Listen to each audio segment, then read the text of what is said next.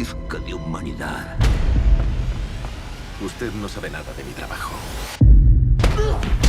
Para mí, obviamente, lo más interesante, lo primero fue el material basado en la novela de Arturo, que es un referente mundial, ¿no? Y la creatividad que hay en esos personajes, en todos y cada uno de ellos.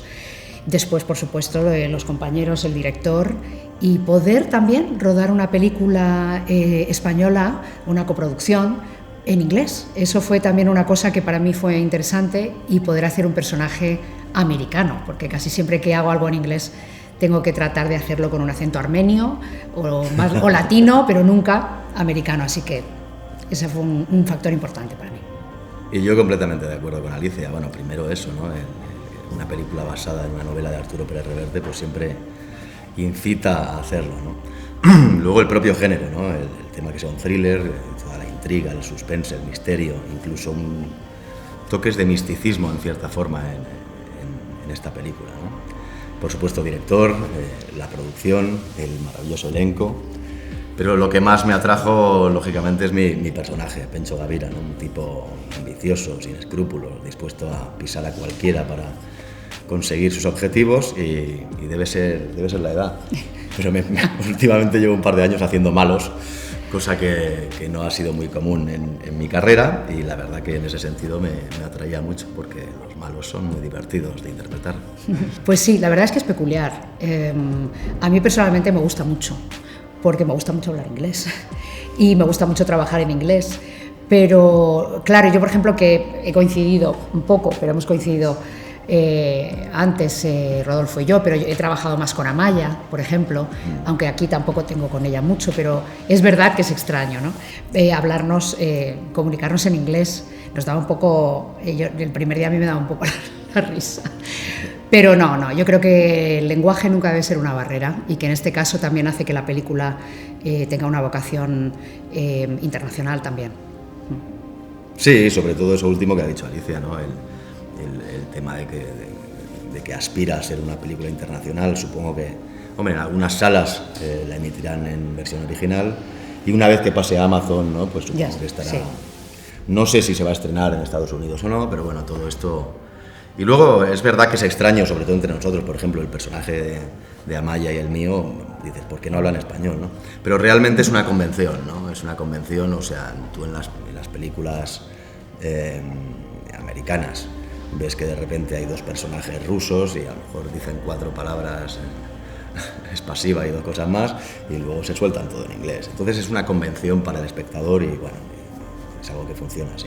Yo creo que sí. Estos temas que mencionas están muy presentes en la película, ¿no? Y para bien o para mal, ¿no? Es parte de la condición humana, y siempre están ahí. Pero en mi opinión hay un tema en la película que está de fondo en todo, siendo un thriller vaticano en Sevilla, ¿no?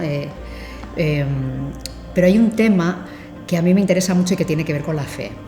Todos los personajes en esta película tienen una fe, la que sea, la fe por el poder, la fe en el dinero, la fe espiritual, religiosa, la fe amorosa o de conservación de la belleza que tiene, por ejemplo, mi personaje. Hay algo en la película que creo que en el libro está obviamente mucho más presente y descrito, y tiene mucha más extensión, ¿no? Que tiene que ver con la fe. Bueno, yo, el tema que decías de la corrupción, el tema inmobiliario y tal,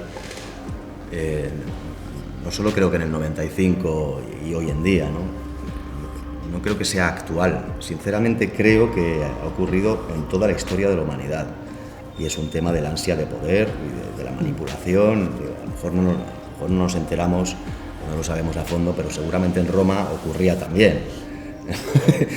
Y te recalificaban un terreno porque eras un patricio y querías comprar ese terreno en concreto, ¿no? Yo creo que es no solo actual, sino súper actual, ¿no? Parte de la historia de la civilización. Yo puedo hablar como espectadora. A mí me parece que el thriller es un género realmente muy entretenido. Tiene esto, ¿no? Lo que ocurre es que si además el thriller está salpicado de otros ingredientes, como en este caso,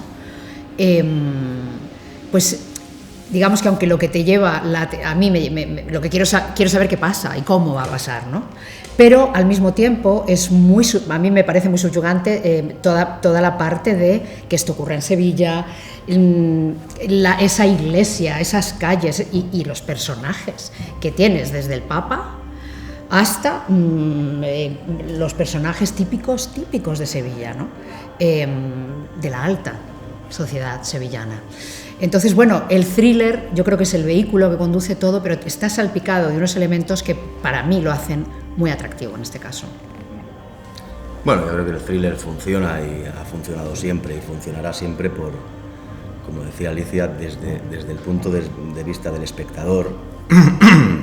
Cuando estás viendo un thriller, estás retando tu inteligencia y eso nos encanta a los seres humanos. Estás retando que seas capaz de adelantarte a ello, de averiguar qué está ocurriendo. Esa propia sensación es lo que te mantiene latente y enganchado a seguir una trama, ¿no? Creo que tiene que ver con la inteligencia del espectador. Conozco bien a los de su clase.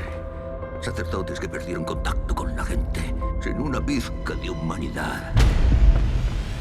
Usted no sabe nada de mi trabajo. Se equivoca conmigo. Es nuestro hacker, Padre Quill.